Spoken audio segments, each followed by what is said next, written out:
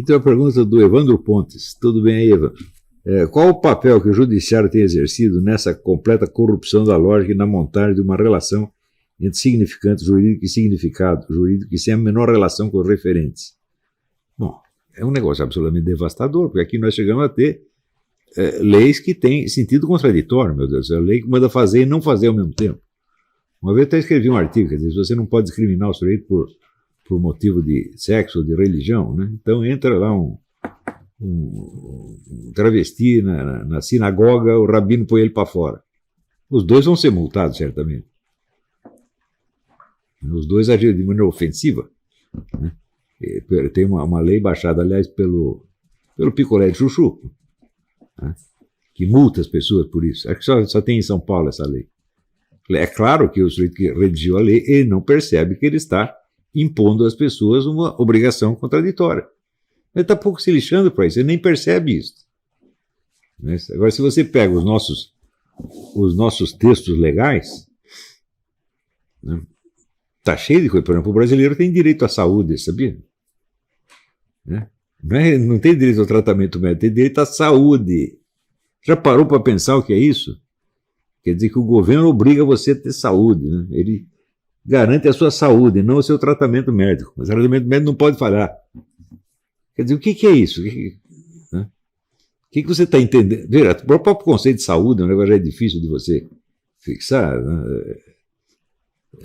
Se você disser, a saúde é um estado de bem-estar, etc. Bom, bem-estar pode ser muito subjetivo. Não. Você pega lá João Batista no deserto, você acha que ele estava doente?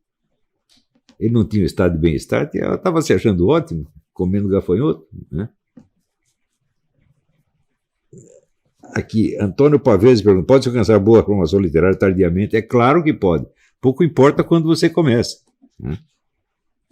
Agora, aqui tem uma outra pergunta interessantíssima, né? Rafael Badotti, quando algum agente político brada, vamos combater a corrupção, seria esse um exemplo de falta de referente total. A corrupção não é uma coisa que seja facilmente identificável. É um conjunto de problemas, um conjunto de dificuldades. Ou o sujeito consegue definir lá assim, expondo, né? Então, em que medida, na Bíblia está escrito que a causa do pecado é a lei, né? Então, a lei causa o pecado. Então, isso quer dizer, quanto mais coisas forem proibidas por lei, mais transgressões você vai ter. Então, a lei é ou não é um convite ao crime? Sob certos aspectos, é. Quer dizer, a lei se opõe ao crime, mas ao mesmo tempo o fomenta. Opa, então a lei é um problema? Ela é um problema tanto quanto a própria corrupção. E quem não percebe que não sabe do que está falando.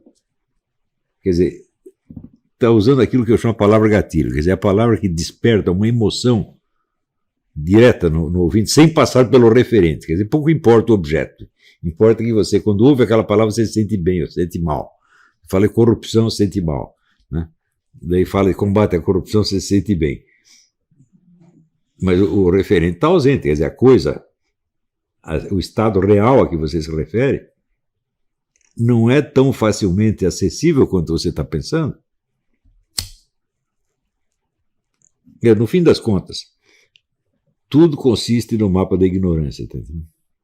Quer dizer, a consciência da ignorância específica não é você dizer, só sei que nada sei. Qualquer idiota pode dizer isso aí, né?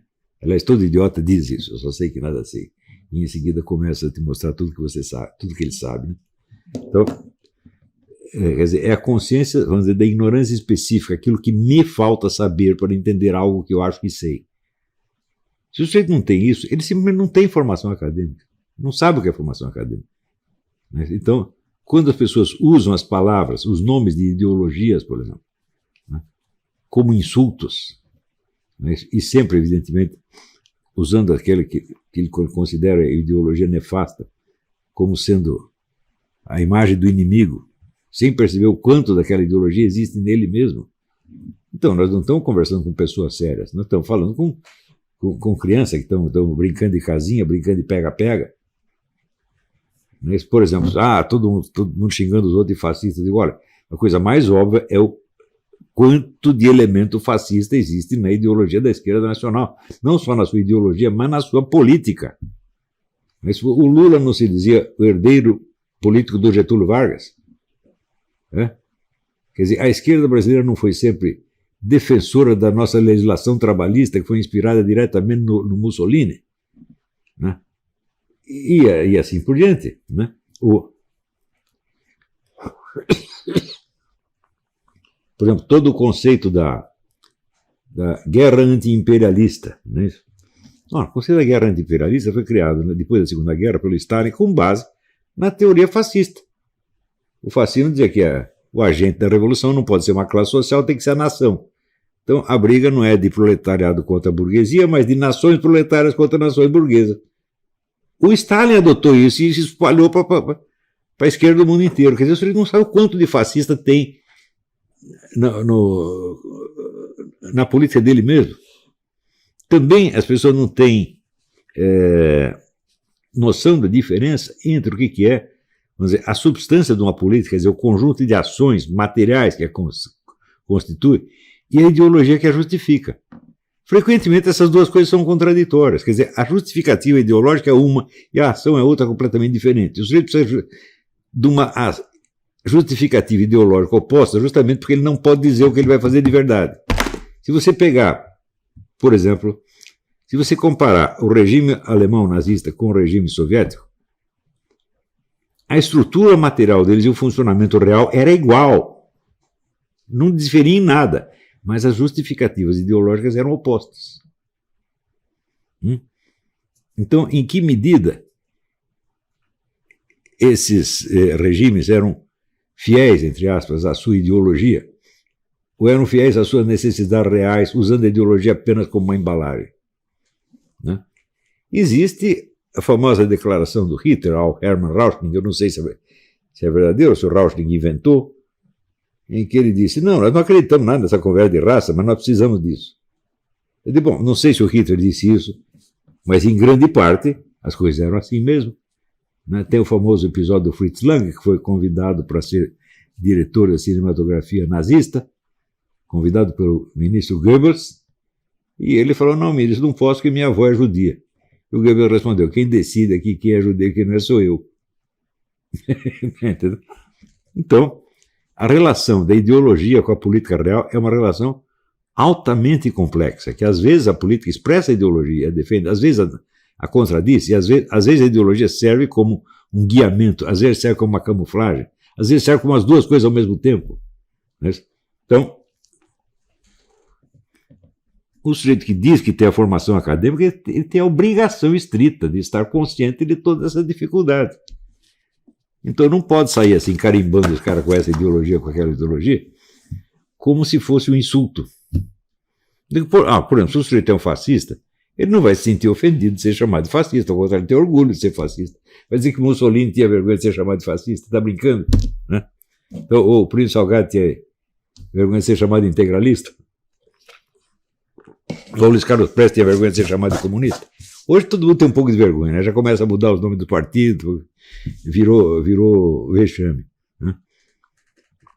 Mas, a linguagem da propaganda e da disputa política eleitoral é uma coisa. E a linguagem do mundo acadêmico tem que ser outra, meu Deus do céu. Mas acontece que a linguagem propriamente acadêmica os caras não conhecem. Né? Simplesmente não conhecem. Aqui no Brasil chegou... Um dia eu estava vendo um professorzinho universitário chamado, acho que Ricardo Marcílio, uma coisa assim. Dizendo, não, na historiografia a corrente dominante é o materialismo dialético. Por quê? Só se for na Universidade de Vila Nhocuí, né? Porque no mundo inteiro já foi abandonado. Cadê os historiadores marxistas hoje em dia? Simplesmente não tem mais. Historiador marxista? Pode ter um economista marxista, o Piketty, mais ou menos marxista. Pode ter 2 ou 3 filósofos marxistas, já com 153 anos. Né? Mas historiografia marxista praticamente já não existe. Eu fiz a aula outro dia sobre o historiador comunista, o Hobsbawm. Né? O Hobsbawm, evidentemente, tem um conhecimento histórico imenso, mas é um cara que não sabe pensar, ele é um homem confuso, não tem nada para aprender com ele. Quer dizer, os fatos que ele está relatando, você vai encontrar melhor relatado em outros lugares. Até na história oficial soviética tem coisa melhor. Então, de que historiografia acadêmica esse sujeito está falando? Evidentemente ele não conhece. Eu aqui peguei outro dia o livro da Routledge, 50 obras históricas fundamentais. As 50 obras históricas fundamentais. Quantas obras marxistas tem ali? Nenhuma. Agora, teorias da história. Peguei outro livro, 50 principais teóricos da história. Tem 3 marxistas ali no meio de 50. Quer dizer, que eles têm uma teoria da história. A teoria da história deles é até elegante, mas cadê a historiografia que eles produzem? Não produzem. Historiografia marxista praticamente só existe no Brasil. Claro, os comunistas dominaram a historiografia do período militar. Né? Porque essa história de que a história dos vencedores, essa é outra besteira também. Em 90% dos casos é a história dos perdedores. Quer dizer, o sujeito escreve a história justamente para se vingar de quem ganhou, venceu. Né? Então, não apareceu o revisionismo histórico defendendo os nazistas? Claro, um movimento imenso, tem centenas de historiadores. Né? Então, é justamente porque você não conseguiu realizar as coisas na prática que você vai tentar realizá-las no papel. Né? Então, a vitória dos militares de 64 provocou uma onda historiográfica que não termina mais. Mas é tudo aquilo que o Evandro Pontes mesmo chama de literatura de aeroporto. Né?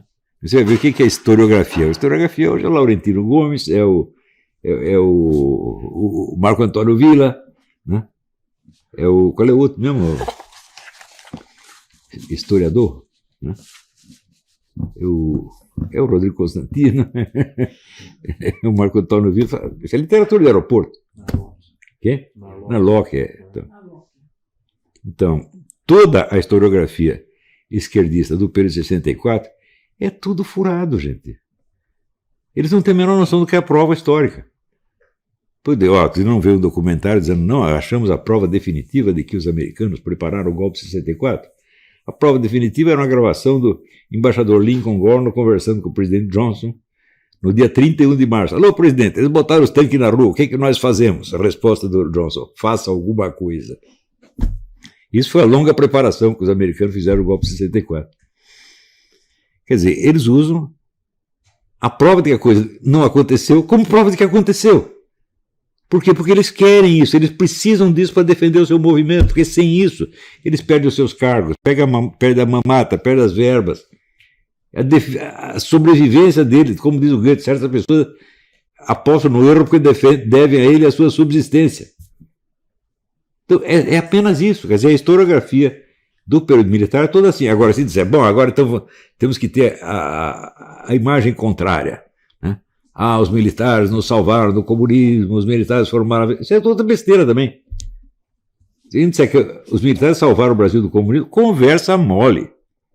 Quem salvou o Brasil do comunismo foram os líderes civis de 1964. Isso sim, Carlos Lacerda, Adhemar de Barros, metade corrupto também, mas que eram anticomunistas, é sério. Agora, e os militares? Eles caçaram lá meia dúzia de professor no dia seguinte, do 31 de março, e depois durante 20 anos, deixaram os comunistas tomar conta da universidade, do meio cultural.